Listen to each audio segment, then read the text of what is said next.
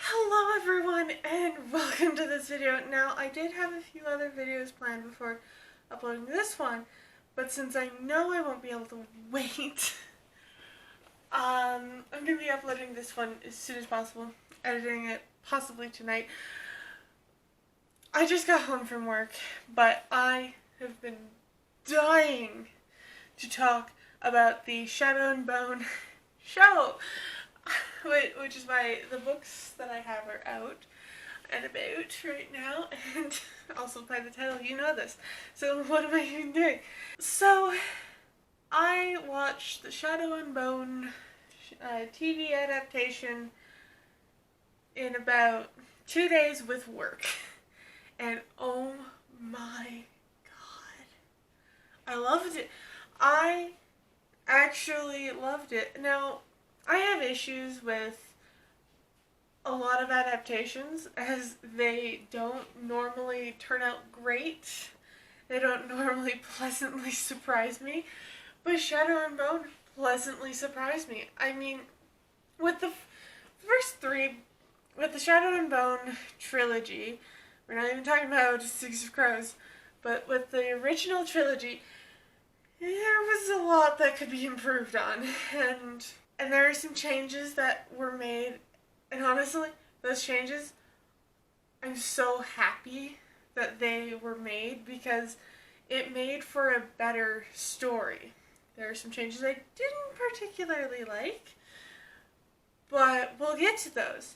Now, to start this video off, I'm going to say this. If you have not watched the show, just be warned, there is some spoilers in it, and if you have not read the books and are wondering what you need to read in order to understand what's happening in the show, I highly recommend at least book 1 of Shadow and Bone and book 1 of Six of Crows, so you get to know the cast of characters from Six of Crows, even though the heist that happens in Six of Crows isn't happening in the show.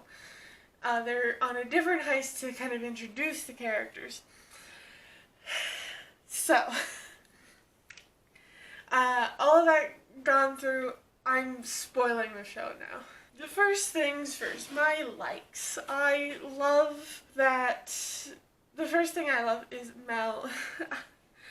His character was improved on so much. He actually is loving and accepting from almost the beginning. Like, he does have a little bit of mistrust when Alina and Mal meet up again, but he ends up supporting her in the end, which in the books didn't happen until like book 3, end of book 2.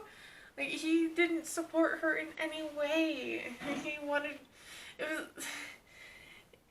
It was a frustrating thing because Mal didn't deserve Alina's love in the original books. He just didn't. And yes, I shipped them in the books, but that's because I'm weird. It was so much better. Mal was actually... He was actually a good character. He did have the initial, I don't know if I can trust her, but I want to, and it shows that he does love her, which didn't really see a whole lot of that in the original trilogy. But oh my god, the show greatly improved upon him, and I'm so glad. Another thing I liked was bringing in, now, even though this is going to be a little controversial, but I thought that the way they brought in the the Crow crew, the way they brought in the Crows was really good, and oh my god, the guy who plays Kaz, what's his name? Freddie Carter. Freddie Carter fucking nailed Kaz, and it's so great. I loved seeing the cane. I loved seeing... It's just so good. He emitted Kaz so well. I just love the whole Crow crew.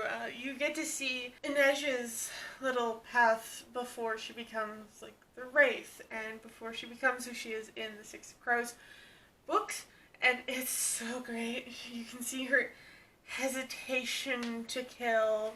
She doesn't want to until she has to, and then yeah, Jesper, fucking beautiful. Another thing that I really loved about this was we got to see Nina and Matthias's journey and how they met, how they,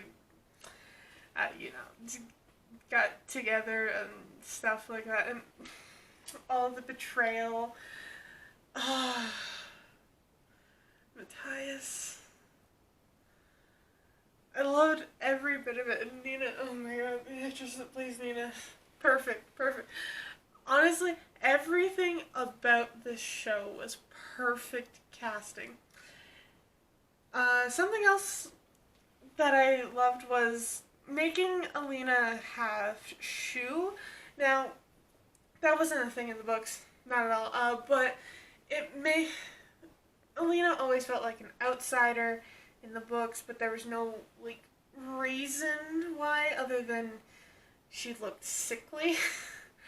So making her half Shu was one way to make her feel like an outsider, with the race, with everyone being racist towards her because she looked like the enemy. Now it's also, that also brings up the fact of one thing that I didn't like about the show was that they didn't show how Alina was supposed to look sickly with her suppressing her powers, because that's the whole gist, is the more she uses her powers, the better she looks and feels. However, I can live without that. I can live without it. I can. For sure everyone can. This is still a surprisingly really good adaptation. And it's so good. Now, since I'm on the topic of dislikes, I need to speak about how the Darkling is almost never called the Darkling in this show. Like, that was a huge thing. He was called the Darkling because he was, like, separate from humanity. He was not connected to his human side. Calling him General Kerrigan just doesn't have the same effect when Alina calls him Alexander. It doesn't have the same effect, and God, it's really frustrating.